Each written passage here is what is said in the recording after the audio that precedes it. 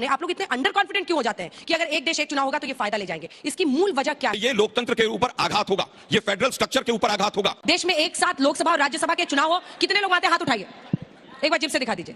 मुझे लगता है ज्यादा लोग ऐसे हैं जो मानते हैं एक साथ चुनाव होना चाहिए। क्या कोई ऐसा बैठा है यहाँ पर जो मानता है कि एक साथ नहीं होना चाहिए? 1 2 3 4 5 6 7 लोग इतने बच्चे में। गजब बेइज्जती है। मौजूदा चुनाव की जो प्रक्रिया है उसमें मानते हैं कि ईवीएम का मैनिपुलेशन हो सकता है, कभी थोड़ा कभी ज्यादा। उसमें से कितने लोग ये मानते हैं कि ईवीएम का मैनिपुलेशन होता है चुनाव में? अगर एक भी आदमी मानता है ऐसा तो हाथ उठाइए। आलोक शर्मा जी, मुझे लगता है कि इससे बड़ा आपके लिए आईना नहीं हो सकता है। क्योंकि अगर यहीं पर मैंडेट होना है तो सुप्रीम कोर्ट हाई कोर्ट सब बंद कर देनी चाहिए।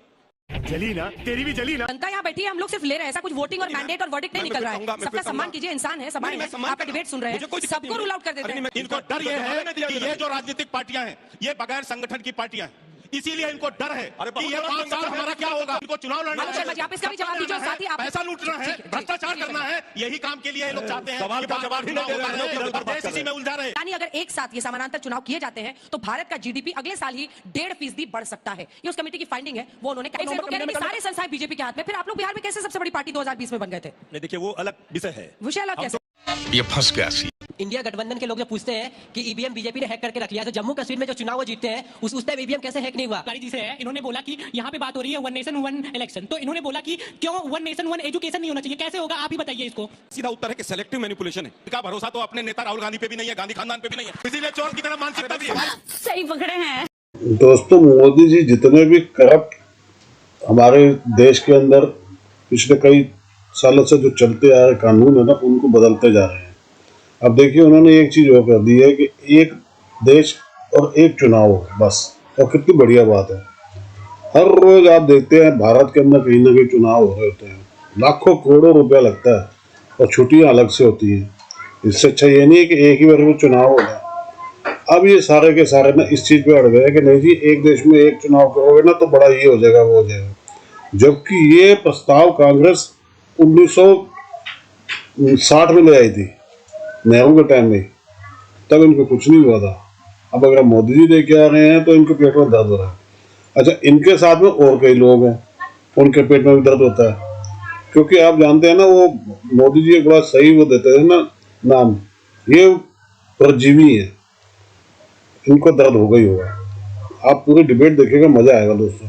वीडियो को लाइक और चैनल को सब्सक्राइब जरूर कीजिएगा। Thank you very much. जो नंबर्स हमारे पास है, आने वाली है। हाँ ठीक है, चुनाव का साल दर साल खर्च वाली भी ये रिपोर्ट है पूरी, जिसमें 1952 में अगर 10 करोड़ के आसपास खर्च हुआ था तो वही 2014 जब तक के आंकड़े हैं 3870 करोड़। ये इलेक्शन कमीशन का खर्च है ना, 10 करोड़ से आप 3870 करोड़। और ये जो अलग अलग पेशे से जुड़े हुए लोग हैं, इन सबको वहां महीनों जाकर रहना पड़ता है, ये एक अलग समस्या है।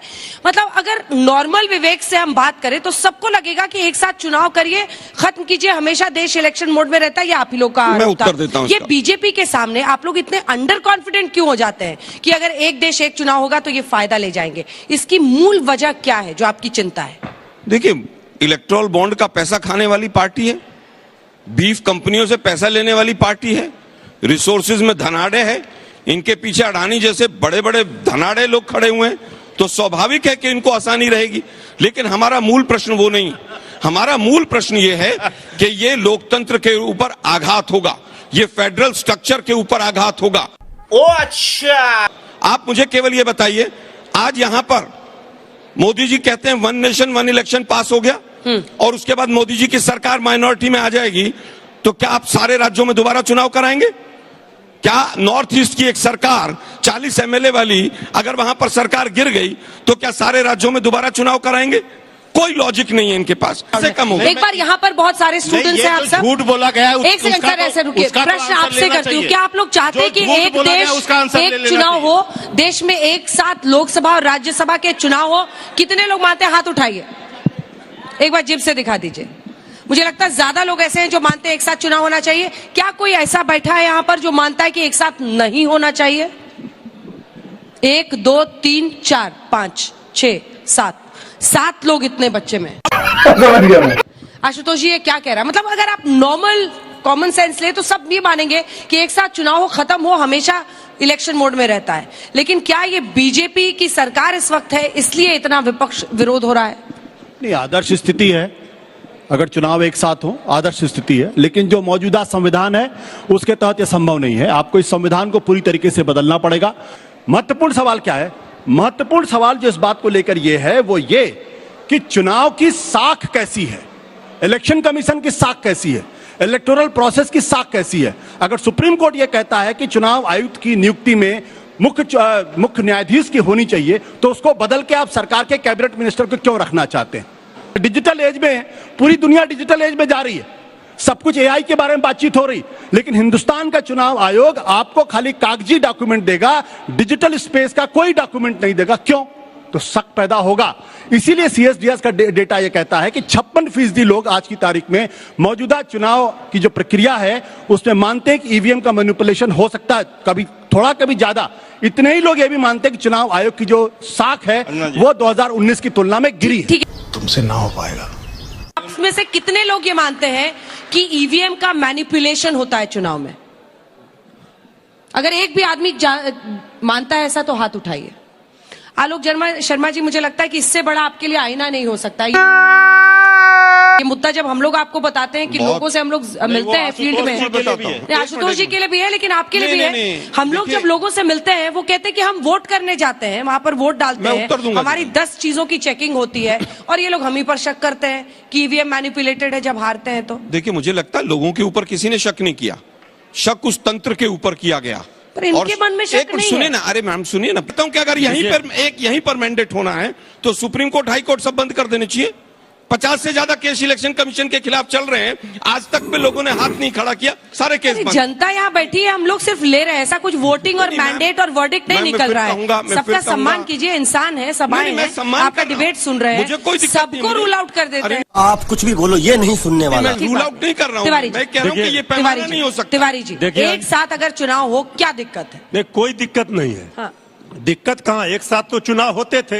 1 नेशन 1 इलेक्शन पर बीजेपी बहुत जोर दे रही है, तो 1 नेशन 1 इनकम की बात क्यों नहीं होती? 1 नेशन 1 एजुकेशन की बात क्यों नहीं होती? 1 नेशन 1 इलेक्शन आप कराएंगे तो फिर ये चैन नहीं टूटेगा, इसकी गारंटी कौन देगा? ये कैसे आप जनता को संतुष्ट करेंगे? सब लोग चाहते हैं 1 नेशन 1 इलेक्शन हो।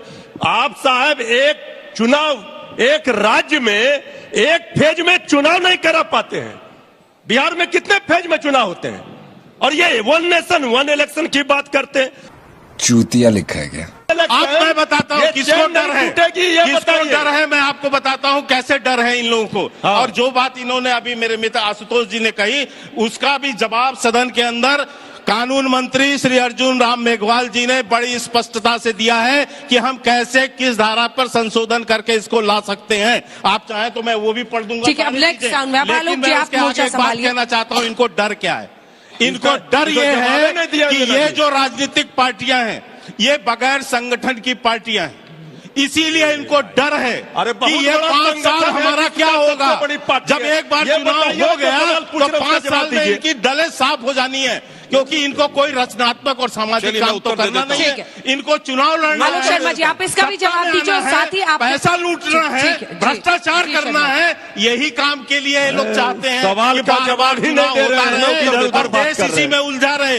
लेकिन इनको विकास करना है, चुप रहेंगे, समस्याओं का समाधान करना है, आचार संहिता से बाहर निकल जवाब नहीं दे पाए और उसके साथ रचनात्मक काम भी करना है। जवाब दे ही नहीं पाए तो ये कहानी सुन के क्या करें? जनता पार्टी करोड़ों कार्यकर्ताओं की पार्टी है जो चुनाव के बाद भी सेवा का काम करती है।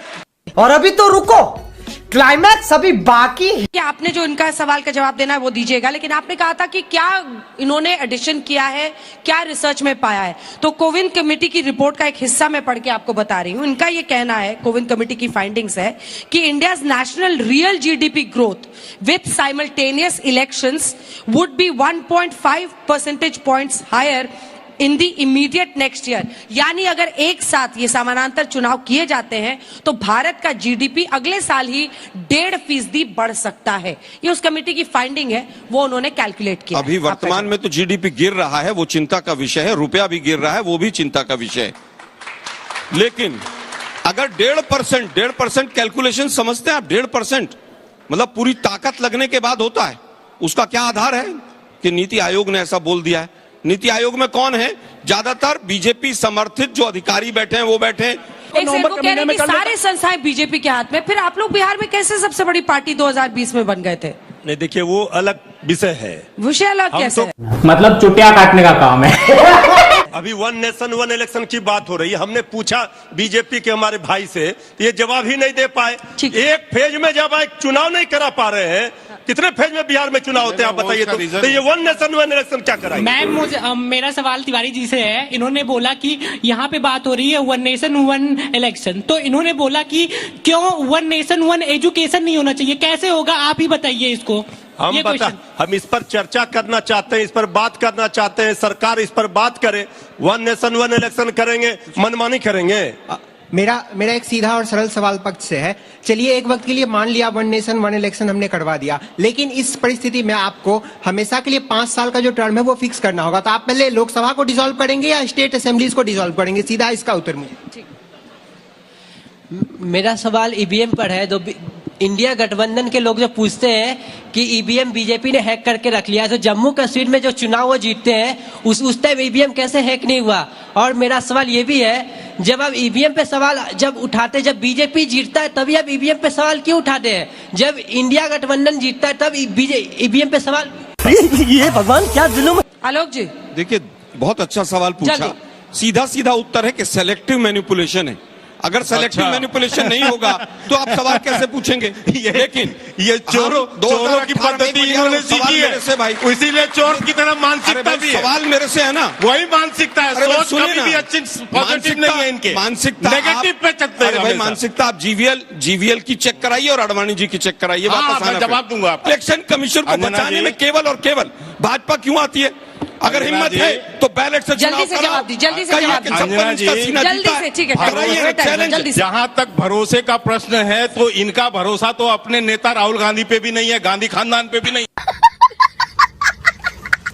ये G20 कैसे नहीं है? आप कैसे कह रहे हैं कैसे नहीं है भाई? ये कांग्रेस के नेताओं ने बनाया था ना। अरे भाई कौन कहता है कि नहीं है? 22-25 जो इनके आप कांग्रेस बताइए के ना नेता कैसे थे नहीं है? वही विरोध कर रहे थे ना गांधी खानदान का। अरे भाई मुद्दे पर इनको आइए ना, अपने परिवार मुद्दे पे, पर गांधी आइए। जब खानदान मुद्दा पे, छोड़ना होता है तो नेता गांधी पे फैमिली पे भरोसा पहुंच जाते हैं। ईवीएम वाले सवाल है, ईवीएम वाले सवाल है। एक मिनट, क्योंकि कुछ और है ही नहीं। इलेक्शन से जुड़ा हुआ है। एक बात केवल क्लियर करना चाहता हूँ। इन्होंने एक यानी जो चंडीगढ़ में आप लोगों ने देखा इलेक्शन कमीशन का आदमी सुप्रीम कोर्ट की बात करना चाहता हूँ। इनको सुनना चाहिए, शांति से सुनना चाहिए। टाइम खत्म हो रहा है। 26 मैं आपको बताना चाहता हूं 2024 से पहले 30 अप्रैल 2024 को सुप्रीम कोर्ट में सारी पार्टियां गई थी विपक्ष की, और सुप्रीम कोर्ट ने क्या फैसला दिया? इनको मुंह की खाक आगे स्वाद